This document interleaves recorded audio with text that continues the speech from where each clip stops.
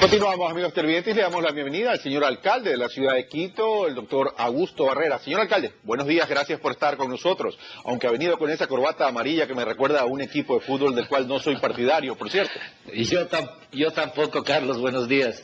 Buenos días. Pues. Color de la patria también, un saludo a los tiempos, un abrazo. Un abrazo, señor alcalde. Bueno, antes de entrar en materia en términos de la candidatura o la precandidatura, porque todavía no es oficial, una vez que esté inscrito en el Consejo Nacional Electoral será ya oficial, hablemos de algo que tiene que ver con la ciudad. Algunas familias de la zona del aluvión serán reubicadas. Cuéntenos cómo está este tema y qué se piensa hacer para corregir estos riesgos o estas contingencias que se pueden presentar de un momento a otro. El día viernes de la semana anterior tuvimos un episodio muy fuerte, una lluvia extraordinaria, precisamente en esta que es una zona que históricamente es seca de la ciudad, en la zona de Santa Rosa de la Pampa, para quienes conocen la ciudad. Esto es ya en la parte rural, muy cerca de San Antonio de Pichincha, en Pomasqui. Ahí concurrieron tres factores muy graves. El primer factor es que durante décadas prácticamente esta es una zona en donde hubo explotación de canteras irresponsable sin cierre técnico. Usted sabe que la explotación del material péprio supone dinamitar, mover las piedras, etcétera, y terminaron la explotación y se fueron, como siempre. No hubo, infortunadamente, un mecanismo de cierre técnico. Luego tuvimos una lluvia terrible, en 30 minutos cayó sobre esa zona cerca de 25 milímetros de pluviosidad, es una cosa realmente increíble, 6 veces más de lo que normalmente esperábamos en esa zona, y luego, lamentablemente, pese a que no es una invasión, ¿no? Ellos tienen propiedad sobre el suelo, fueron paulatinamente ocupando la quebrada, el cauce de la quebrada. Estos tres factores produjo el efecto de un aluvión y nosotros inmediatamente hemos reaccionado. Estamos atendiendo a las familias, a quienes han tenido una afectación demasiado grave sobre sus viviendas, les vamos a relocalizar.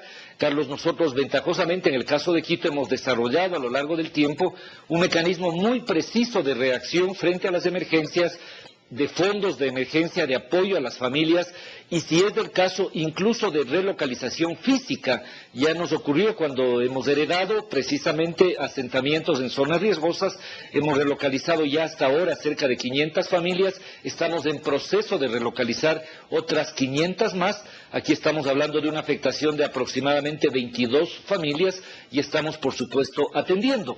Esto nos obliga, la ciudad es bastante planificada, no hemos tolerado una sola ocupación irregular, pero nos obliga a ser muy cuidadosos y por eso la normativa en evitar este tipo de asentamientos que no solo son terriblemente costosos a la larga, sino que tienen afectación a la seguridad de las personas. Señor alcalde, evitar es de aquí en adelante, pero lo que ya está asentado en zonas riesgosas, ¿qué planes tiene el Cabildo quiteño para poder entrar a reubicar a todas estas personas que están en zonas riesgosas y que podrían ocurrir este tipo de contingencia como la del viernes pasado?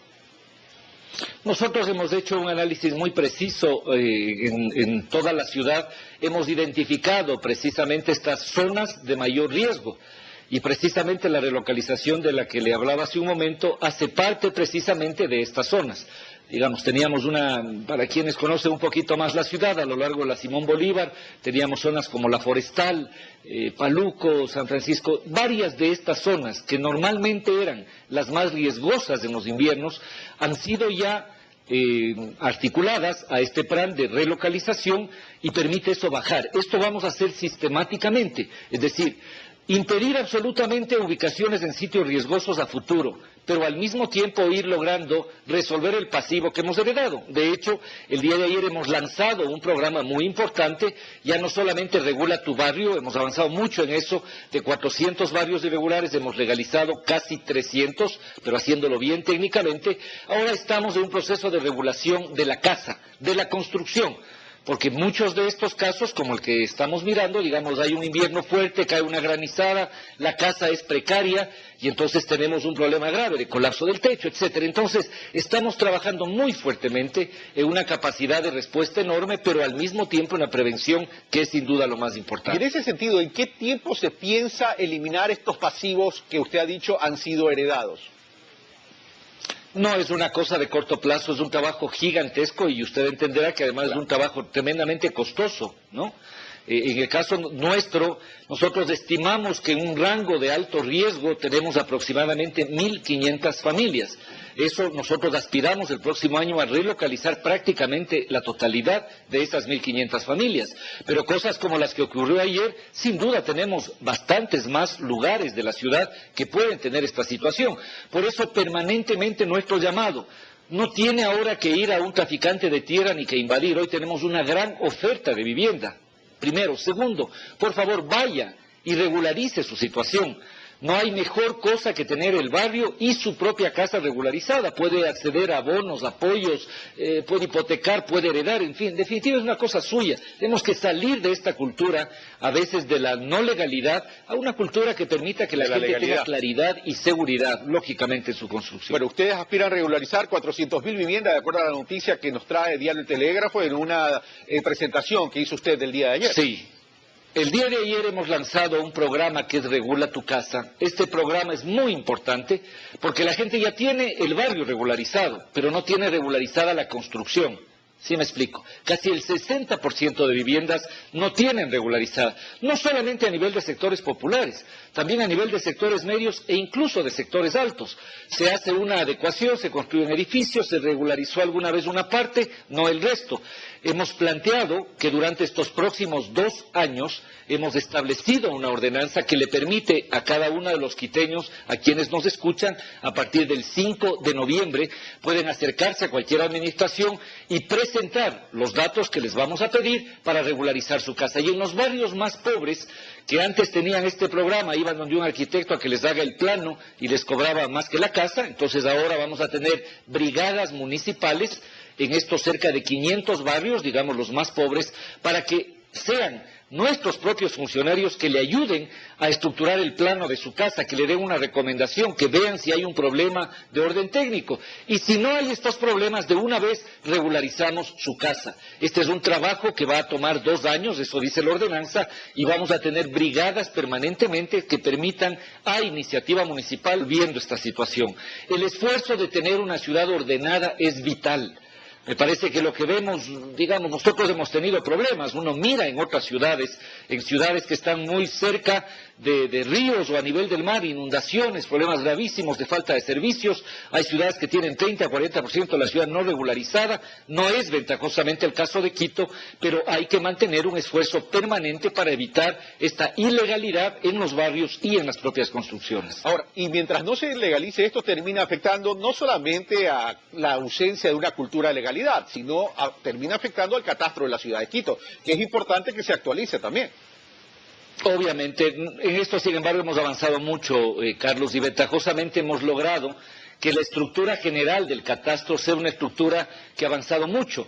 Nosotros tenemos ya en este punto un modelo de catastro informatizado, tenemos un catastro que se llama multifinalitario, que permite ya que el conjunto prácticamente de predios, hemos hecho fotografía, etcétera. Lo que es importante ahora es actualizar la construcción que está en ese predio.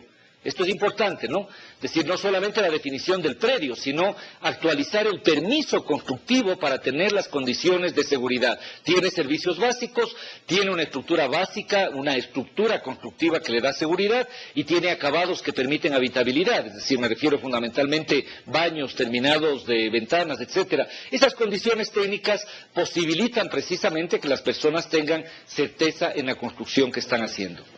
Ok, vamos ahora entonces ya a entrar en el terreno de lo político de cara a las elecciones del 2014. Por cierto, que ya falta poco tiempo, faltan 3-4 meses.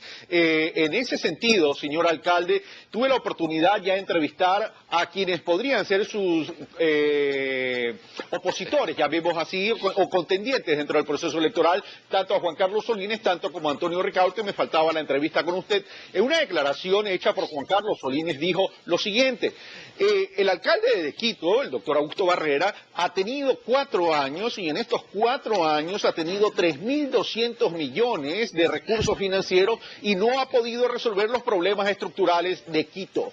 Ya vamos a ir punto por punto, pero a ese primer comentario de Juan Carlos Solines, ¿cuál es la respuesta del alcalde de Quito? Mire, Carlos, yo le quiero decir en primer lugar que nosotros estamos tranquilos, optimistas, articulando el proceso interno con un enorme apoyo popular. con un nivel de satisfacción de la gestión superior al 70%, con una convicción como proyecto político que debemos continuar, que no podemos volver otra vez a país y a ciudades manejadas por banqueros o por recaderos de los banqueros. Esto no puede ocurrir otra vez. Entiendo perfectamente la observación de algunas de estas personas que, con todo respeto, no creo que tengan la menor idea de la ciudad. No creo que hayan salido de sus urbanizaciones privadas y por eso tienen una visión tan inadecuada de lo que está ocurriendo en la ciudad. Yo creo que ahí hay un desajuste absoluto entre su visión, digamos, de la ciudad y lo que realmente pasa. Esta ciudad, y pregúntele a la mayoría de los quiteños, está en una fase muy positiva. La mayor parte de gente cree que estamos bien y vamos a mejor. Tiene una construcción positiva, pese a que todos los días este grupito cada vez más pequeño de gente de medios hostiga el ánimo de los quiteños. Esa no es la realidad. Un elemento clave de una buena gerencia de la ciudad es conseguir recursos. Si no, pregúntele al señor, que me imagino que algún negocio ha de haber administrado. Entonces, el haber construido una capacidad robusta desde el punto de vista financiero no es un problema, sino un mérito, pues. Durante estos años hemos hecho con el gobierno nacional la mayor inversión vial de la historia de la ciudad, pero sin parangón en décadas de comparación. Ampliamos la Panamericana, la vía Collas Aeropuerto, la Ruta Viva, el Puente del Chiche, el Puente del San Pedro, están en pleno proceso constructivo. Me parece que este señor era quien le ayudaba a Sixto Durán cuando era candidato o presidente de la República, creo que era su secretario. Entonces hay que preguntar por qué no, durante 10 años que estuvo de alcalde y no sé cuántos que estuvo de presidente, no hizo nada por la ciudad. Esa es la pregunta. La pregunta no es por qué hoy sí estamos haciendo, ¿no? Esto es importante que quede claro. La pregunta no es por qué hoy sí estamos haciendo el Chiche. La pregunta no puede ser por qué hoy sí estamos haciendo el metro, por qué hoy sí estamos haciendo regularización de barrios. La pregunta es por qué no hicieron antes. Esa es la pregunta que deben responder. Entonces, los consejos que tienen que dar es bueno que se los den entre ellos. Esto es importante y esto lo entiende la gente perfectamente. El Puente del Chiche está ahí 45 años. Nosotros lo estamos haciendo. Eso cuesta 200 millones, es parte de lo que estamos invirtiendo. El metro de Quito es una solución que va a colocar a la ciudad en el siglo XXI, ¿no? Esto es lo que estamos haciendo, eso cuesta 1.500 millones de dólares. Los hospitales que estamos construyendo con el gobierno, me parece que vamos a terminar construyendo 7 colegios entre el gobierno nacional y los que hemos construido nosotros. Estamos incorporando más de 300 plazas de camas. No se habían construido hospitales en esta ciudad desde los años 80, cuando yo era estudiante de medicina. Ahí está la plata, pues. Ahí están los recursos. Y uno de los factores de éxito de una ciudad es tener los recursos. Si eso no es lo que hay que hacer, entonces yo voy a escuchar cuáles son las propuestas en positivo que estas personas están planteándole a la ciudad. Bueno, vamos a conversar punto por punto. Tenemos todavía un buen tiempo para poderlo hacer, señor alcalde. Solo una precisión. ¿Se refería al arquitecto Durán Ballén o se refería al doctor Salines? Porque de lo que yo sé, no soy de Quito, soy guayaquileño, no vivo en Quito, voy todas las semanas a Quito. Pero de lo que por supuesto al arquitecto Durán Ballén. Por supuesto al arquitecto Durán Ballén, pero entiendo que señor Solines trabajó precisamente muy cerca. Entonces es importante establecer y asumir las corresponsabilidades de cuando se plantean unas cosas. Pero miren, lo que es importante, Carlos, yo no puedo permitir que se mienta a la gente. Esto me parece que es absolutamente infame contra la ciudad, porque muchos de los pasivos que la ciudad ha heredado, nosotros los estamos resolviendo. Nosotros heredamos un lío con el aeropuerto. Inauguramos y construimos el aeropuerto y estamos haciendo las vías. La administración anterior estuvo 9 años y antes de eso la derecha gestionó esta ciudad durante décadas. Entonces hay una gran diferencia. Nosotros resolvemos y enfrentamos, no nos quejamos. Vamos por partes. Debe existir una claridad muy importante en la ciudadanía respecto de cómo se han abordado este tipo de aspectos. Vamos al tema del metro, y sin prejuicio de ir al tema del metro, de lo que yo conozco, la percepción como alcalde del arquitecto Durán Ballén es muy buena en la ciudad de Quito, por lo menos así lo tengo entendido. Sí, no estoy discutiendo eso. Lo que digo, y soy absolutamente enfático, es que muchos de los pasivos que ahora resuelven. Pero no es el tema central. Hay mucha preocupación en relación a las vías del aeropuerto, por ejemplo. Hoy estamos haciendo las vías. Ya vamos a ir a las vías del aeropuerto, que yo soy uno de los principales interesados, señor alcalde. Ya vamos a ir allá. Pero vamos al tema del metro. En el tema del metro tengo entendido que están los estudios y que es evidente una obra que se va a ejecutar. Pero conversando con algunas personas, me dicen, los estudios reflejan que el metro de Quito, o los estudios reflejan, mejor dicho, que la movilidad de Quito en las macrozonas es dentro de las macrozonas. Por tanto, el metro correría el riesgo de tener un mal diseño en función de las estaciones, porque la mayor movilidad de la gente en Quito es dentro de la misma macrozona. No soy de Quito, he tenido oportunidad de revisar algo en los estudios, pero esa es la inquietud que yo he escuchado y se la traslado, señor alcalde. Mire, alguien que haya venido a la ciudad, entiendo perfectamente que usted no la conoce y otras personas no la conocen, saben precisamente que la conformación de la ciudad, la mancha urbana, es básicamente una conformación alargada. Esta es una ciudad que tiene casi 50 kilómetros de largo en su meseta y evidentemente el grueso de la conformación urbana está en sentido longitudinal, norte-sur. Por eso la estructura madre del transporte, los troncos del transporte, los corredores son básicamente norte-sur. Evidentemente que buena parte de la movilidad se hace de alguien que viene de un barrio a una estación y va a otro lugar. Lógico, eso ocurre así. Pero un sistema de transporte tiene que armarse sobre la base de un esqueleto. Nosotros somos la única ciudad que ha hecho una encuesta de movilidad de 80.000 casos, es probablemente la más grande de América Latina, y tenemos clarísimo cuál es la estructura de movilidad de la población, clarísimo.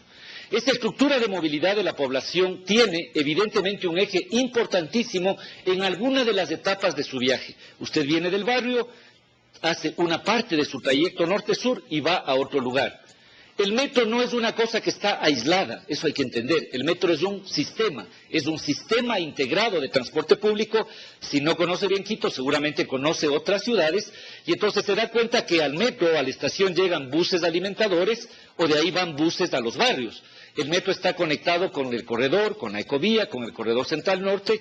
Al metro van a estar conectados los buses que vienen de provincias y de parroquias, del terminal, por ejemplo. Entonces hay que entender que el metro es la estructura central de un sistema de transporte. Este es el concepto.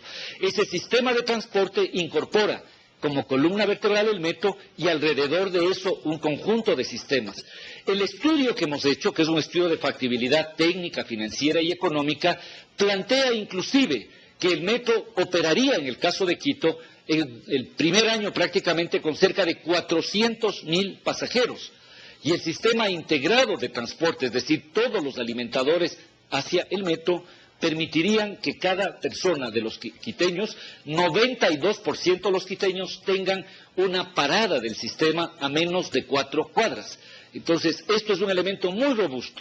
Hoy el trole opera prácticamente al límite y el trole tiene ya una capacidad de 220.000 pasajeros. El metro permitiría arrancar con un piso de 400.000 pasajeros y podrían mover hasta 1 millón de pasajeros.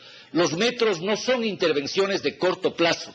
Cuando uno mira el metro de Londres, el de Nueva York o de Madrid, en todos los casos estamos hablando de infraestructuras que han servido durante siglo y medio a las ciudades. Ese es el factor más importante en el estudio que hemos hecho y que permite concluir que sin duda es una de las soluciones radicales. Ahora, cuando usted habla de que 400.000 comenzaría transportando 400.000 ciudadanos, el trole hoy está haciendo 200.000, significa que el trole y el metro evidentemente se van a complementar.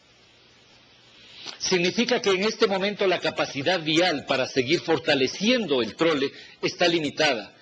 Un sistema BRT, un sistema en superficie, un sistema que pasa por las calles, es un sistema que está sometido a los problemas de una calle en superficie, semáforos, cruces, ocupación del espacio en superficie. El metro de Quito va a permitir que entre Quitumbre y El Labrador, es decir, entre las zonas norte y sur, un quiteño haga 34 minutos. Hoy ese trayecto, digamos, de uno a otro extremo de la ciudad puede hacer en 2 horas o 2 horas y media. La cantidad de tiempo ahorrado del metro de Quito es cerca de 120 millones de horas. La cantidad de emisiones son millones de metros cúbicos y de toneladas, digamos, de CO2. La cantidad de tiempo, el enorme elemento de incremento de productividad, el mejoramiento de la propia superficie de la ciudad. la integración, la calidad de vida en definitiva. Hoy no vamos a tener con el metro ya una ciudad segmentada norte, centro, sur, vamos a tener una ciudad estructurada. Eso es muy importante. Esto permitiría, señor alcalde, entonces esta estrategia del metro más los sistemas de transporte complementarios, el metro, significaría que esto puede bajar el nivel de movilidad que tiene Quito, que según algunos expertos es de 5 millones de movilidad diaria en términos de vehículos. A ver, nosotros en la ciudad se hacen aproximadamente 4,5 millones de viajes al día. La tendencia de esta ciudad y de toda ciudad moderna, Quito es una ciudad moderna que está en plena fase de transición a una sociedad absolutamente moderna. El número de viajes no solamente implica más personas, la ciudad ha crecido, de hecho es la ciudad grande que más ha crecido. Usted conocerá que Quito tiene ya en este momento 2.300.000 habitantes y seguramente en 2 años seremos la ciudad más poblada. Hemos crecido en el periodo intercensal muchísimo, casi el 23%, y seremos en poco tiempo la ciudad más poblada, más que Guayaquil. Estamos creciendo a un ritmo mayor que Guayaquil. Este es el primer componente, pero el segundo componente es que una ciudad como la nuestra, que es una ciudad universitaria, es una ciudad de mucha juventud, las personas se mueven más veces al día. Entonces, no solamente que hay más personas, sino que cada persona se mueve más veces al día. Esto hace que la movilidad sea un factor fundamental. Todas las ciudades del mundo, algunas con más premura, otras tardíamente, están llegando a la conclusión de que el modelo de movilidad basado en cada persona, un vehículo, es imposible. No hay manera de tener eso. Algunas ciudades han reflexionado y han hecho cosas hace mucho tiempo sobre esto, otras ciudades lo han hecho tardíamente. Yo soy de las personas que tienen la convicción de que una ciudad debe apostarle fundamentalmente al transporte público. Quito en este momento está creciendo al 2,2% desde el punto de vista demográfico, pero casi al 8 o 9% desde el punto de vista del número de vehículos. Entonces usted entenderá que en una década prácticamente se duplique el número de vehículos. Esa no es una salida.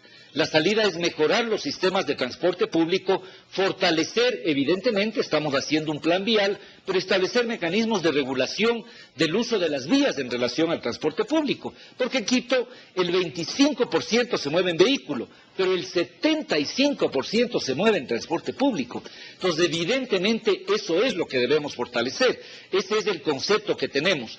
El metro más el conjunto del sistema va a ser una solución y una excelente alternativa de movilidad en la ciudad. Ahora, pero lo que usted me dice me lleva a la siguiente inquietud primero para plantearle la siguiente pregunta. Es decir, si Quito está creciendo de la manera que está creciendo y en pocos años va a ser la ciudad más poblada en el mismo espacio en términos de kilómetros cuadrados, Quito, y dada la estructura topográfica de Quito, que es una ciudad alargada, Quito va a crecer verticalmente, y crecer verticalmente para poder acoger a todo ese crecimiento demográfico significa seguir concentrando más población en el mismo espacio, lo cual entonces significa que hay que ir descongestionando y hay que ir mejorando servicios públicos, movilidad, etcétera, etcétera. Pero por otro lado, si el centro de Quito, es decir, donde están las oficinas, donde están los negocios, donde está el sistema bancario, etcétera, etcétera, sigue receptando más cantidad de gente,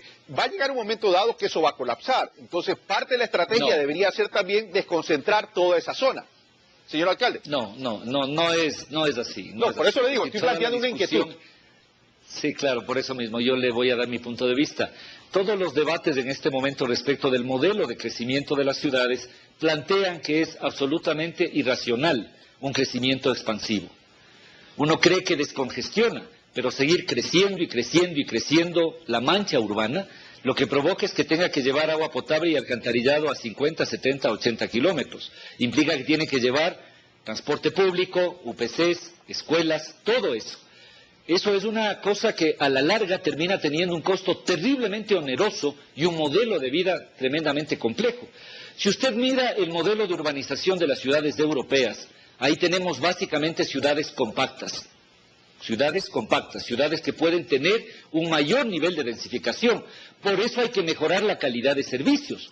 Nosotros en el caso de Quito, ventajosamente tenemos en la zona urbana el 99,7% de cobertura de agua potable. Tenemos en el caso del alcantarillado más del 96% e incluso ahora las zonas rurales tienen un nivel bastante superior. Somos la ciudad con mucho orgullo, de largo, mejor servida en términos de servicios básicos. Tenemos además la gran ventaja de que hemos hecho un cambio importantísimo en los sistemas de recolección de basura.